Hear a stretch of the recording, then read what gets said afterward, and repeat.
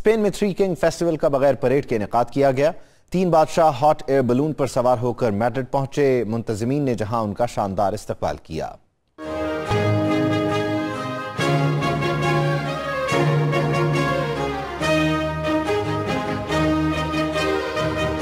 Madrid का मारूफ three Kings festival वबा की वजह से बगैर परेड के मुनक्कद किया गया। 3 बादशाह हॉट एयर बलून पर सवार होकर मैड्रिड पहुंचे। मुंतजिमीन ने उनका शानदार इस्तकबाल किया। तीनों बादशाह स्टेज पर नमूदार हुए।